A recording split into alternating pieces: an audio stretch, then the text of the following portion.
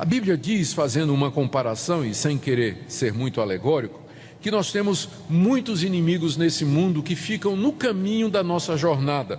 Entre eles a carne, a nossa natureza pecaminosa, o próprio diabo e os seus anjos e o mundo caído.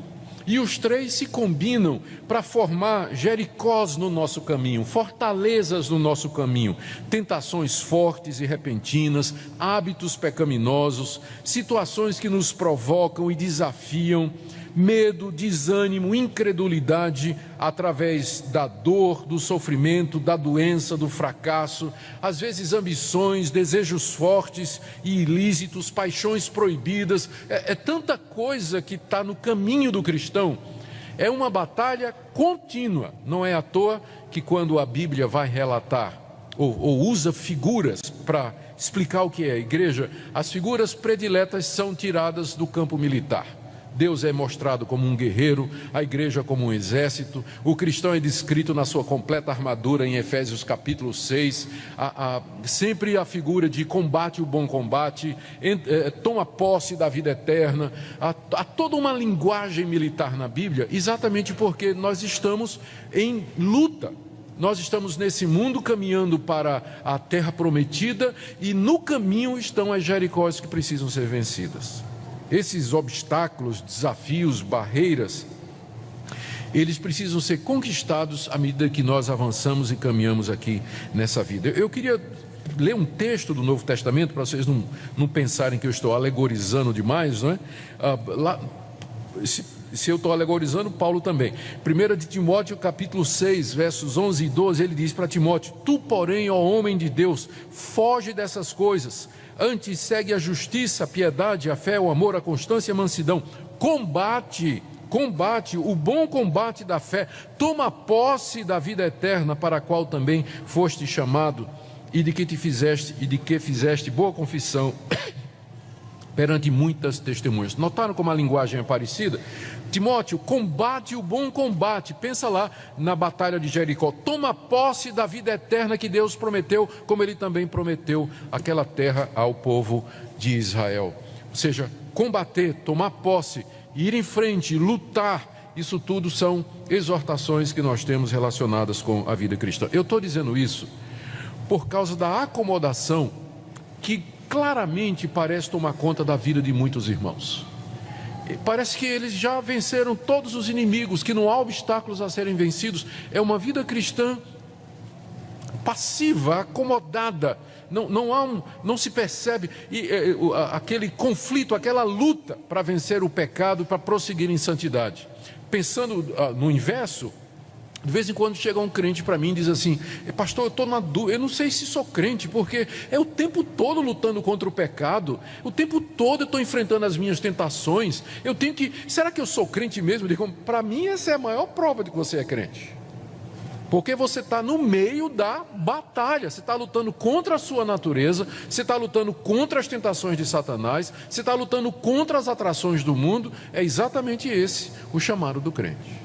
Agora, quando não tem nada disso na sua vida, você provavelmente é um cananeu e não um israelita.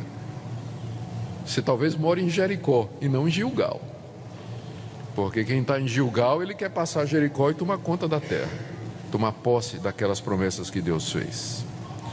Segunda lição que eu queria tirar aqui para nós, que eu penso que o texto nos ensina, é que a vitória, todas as vitórias que nós temos aqui nesse mundo, elas vêm de Deus.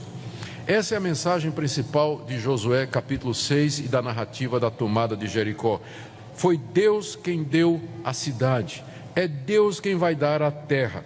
Ele apareceu a Josué, capítulo 5, de 13 a 15, dizendo: eu sou o general dos exércitos de Deus, eu vim tomar posse do controle da batalha, eu vim guiar vocês. Em seguida ele deu a estratégia: vocês vão rodear a cidade durante 7 dias. A minha arca vai estar lá para deixar. A arca simboliza a presença de Deus. O que é que uma arca está fazendo num campo de batalha? Exatamente isso, para dizer que é Deus que está no comando dos exércitos de Israel. Os sacerdotes são servos de Deus. As trombetas, elas eram as trombetas da convocação, que eram tocadas para convocar o povo de Deus, porque Deus queria se reunir com o povo, indicam a presença de Deus. tudo tinha a ver com o conceito de que é Deus quem vai lutar por nós, é Deus quem vai nos dar a vitória. Quando o povo grita, é Deus que derruba a muralha. Os despojos de quem são? Para quem que vai a riqueza da cidade? Para os israelitas? Não, porque daria a impressão de que foram eles que conquistaram. Deus disse, não. Quem deu a vitória fui eu. O ouro é meu, pode passar para cá. Vocês não vão pegar nada. Ouro, prata, vestidos, coisa preciosa, é tudo meu. Leva para o meu tesouro, porque fui eu que dei a vitória a vocês. Não foram vocês que conquistaram Jericó. Fui eu que dei a vitória. Por isso que tudo aquilo ia para Deus, porque eram os despojos de Jeová e não do povo de Israel. Tudo era dele. E essa é a lição mais importante para nós hoje, que nós carecemos de Deus para enfrentar o mundo, Satanás, o diabo, as dificuldades dessa vida, o desânimo. Nós precisamos reconhecer a nossa impotência diante desses inimigos e saber, porém, que o nosso Deus é o Todo-Poderoso e que não há barreira difícil demais, que não há inimigo poderoso demais que ele não possa destruir. Meus irmãos, aqui nesse mundo nós passamos por muitas aflições, momentos difíceis em que a vitória parece impossível, como esse caso aqui, como naquele dia em que Davizinho, com pedrinhas tiradas de um ribeiro, foi enfrentar um gigante colossal, todo armado, pronto para a batalha. Mas é o nosso Deus que vai na frente. Lembra disso na hora da angústia, na hora da depressão, na hora da dificuldade, na hora do fracasso, na hora da situação difícil, na hora da crise. Lembra de como Deus apareceu a Josué, de como Deus lhe deu instrução, de como Deus lutou a batalha por ele e finalmente como Deus deu a vitória. As dificuldades dessa vida, longe de ser um motivo para você virar as costas para Deus e pensar que Deus não se importa, elas são o chamado de Deus para a batalha, é a trombeta do chifre de carneiro tocando e dizendo, vamos juntos a Jericó, e eu vou na frente, dar a vitória a vocês. Terceira lição que eu queria tirar, é que embora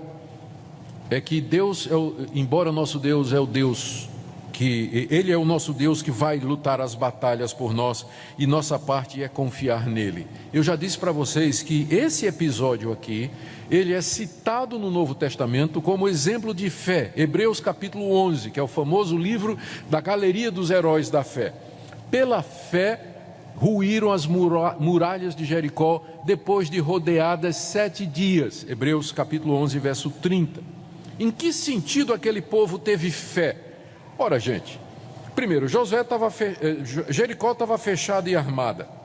Segundo, a estratégia de Deus parecia bem estranha. Convenhamos, não é? Você está diante de uma cidade fechada, murada, armada, e em vez de você pensar numa estratégia de como você vai conquistar aquela cidade, infiltrando os soldados, derrubando as muralhas, Deus dá umas ordens estranhas. Olha, vocês vão fazer uma procissão durante 7 dias, tocando trombeta de carneiro e ninguém vai dizer nada. No último dia vocês vão gritar, vocês vão ganhar no grito. Foi isso mesmo, né?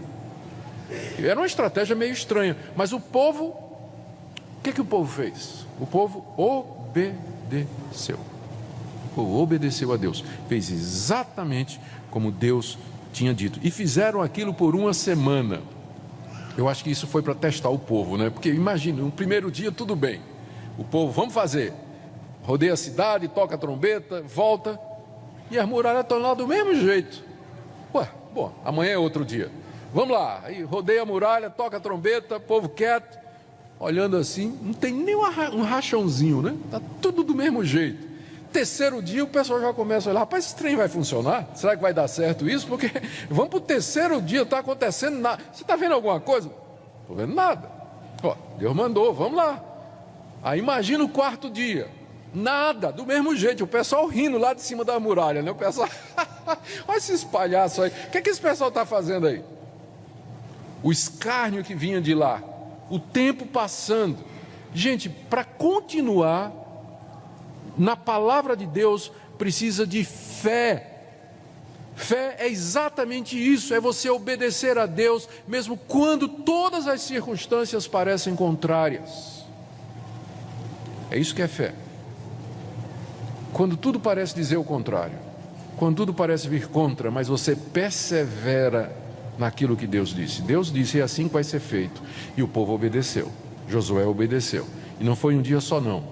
Foram os 7 dias. E no final, Deus deu a vitória. Hoje, igualmente, queridos, nós somos chamados a confiar em Deus. Deus nos deu suas grandes promessas. Ele nos diz que seu Filho morreu para pagar a nossa culpa. Ele nos diz que Jesus Cristo ressuscitou como o primeiro da ressurreição. Ele diz que Cristo está à direita dele e que intercede por nós e que virá uma segunda vez para julgar esse mundo. Deus nos deu o seu Espírito, Ele promete nos dar o seu Espírito que habita em nós para nos guiar, iluminar, confortar e auxiliar. Que Ele mesmo nos dará vida eterna, consolará e enxugará dos olhos todas as lágrimas, que Ele estará conosco desse mundo, que jamais nos desamparará. Ele não vai permitir que a tentação seja maior do que nossa capacidade de suportar. Ele não nos deixará mortos na sepultura, mas nos preservará até o fim, e que finalmente Ele vai destruir a morte, o pecado e Satanás. Estas são promessas que Deus nos deu, a sua palavra está empenhada e é por elas que nós temos que viver. Fé é isso, é você tomar Deus na sua palavra, mesmo quando o mundo inteiro está dizendo o contrário. E mesmo que às vezes você não sinta, você não veja, você não perceba. Mas fé não é sentimento.